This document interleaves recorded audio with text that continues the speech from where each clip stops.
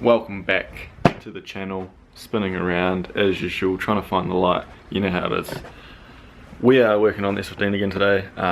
It's Monday, no work on at work, so the boss was kind enough to let me go home. So here we are, doing some more stuff.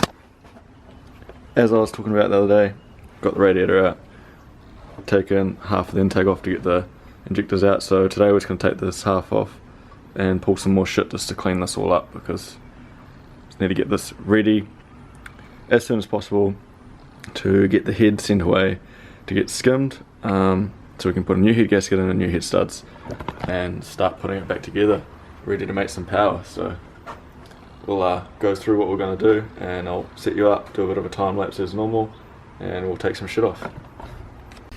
So as I was saying before, I've already taken the top part of this intake off, as you guys can see, to get the injectors out. The intake on these is different from S13. If you haven't seen a notch top, see this is the notch top SR before.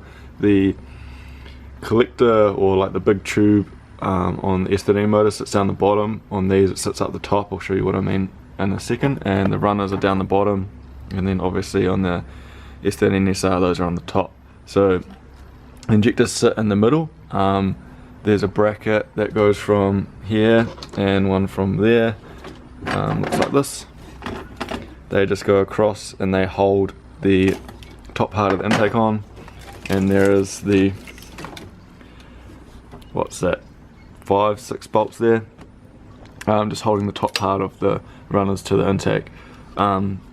Obviously now we want to take the rest of this off, so there's this bracket here, another one there that goes to the alternator, one there, and then fuel rail and anything else attached. All that stuff needs to come off today to get it ready to rip the head off. So yeah, that's what we're going to be doing. Just come around the back here quickly and show you the top part. So here's the top part, this is what I was talking about. There's the bolts in there. It sits like how it's sitting now basically. This idle air control valve, there's where the two brackets go, mount to the engine, and then obviously our throttle body and our connecting hoses and stuff. So that's what that looks like. That bolts onto the top piece that I was just showing you before. But anyway, let's get into it. I'll set you up in a position that you guys can see me. I'll check on some music and I will start pulling this thing apart.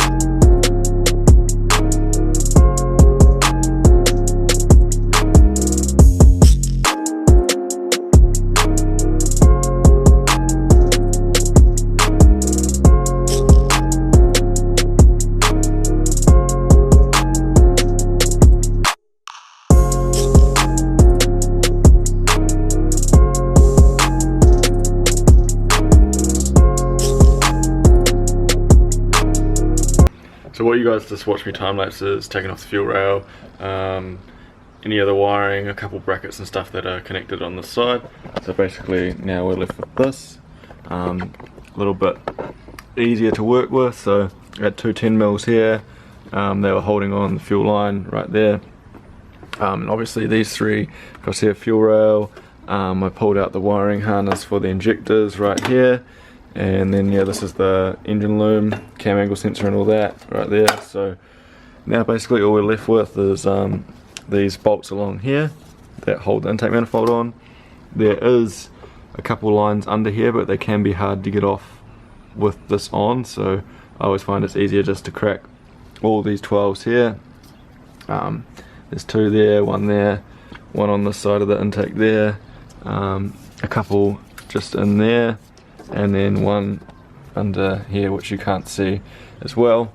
Just take all those off and then pull the intake out towards you, or towards the strut tower here I should say, and then yeah, we are good to take those other lines off and this intake should be out. So I'll set you guys back up and we'll do that.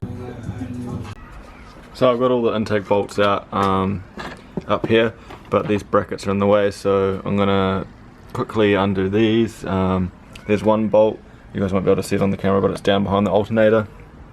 There's another one in the spaghetti junction down there, and then one just here on the end of the block. So I'll just quickly undo those and get those black brackets out of the way. Finally got there, boys and any girls that are watching.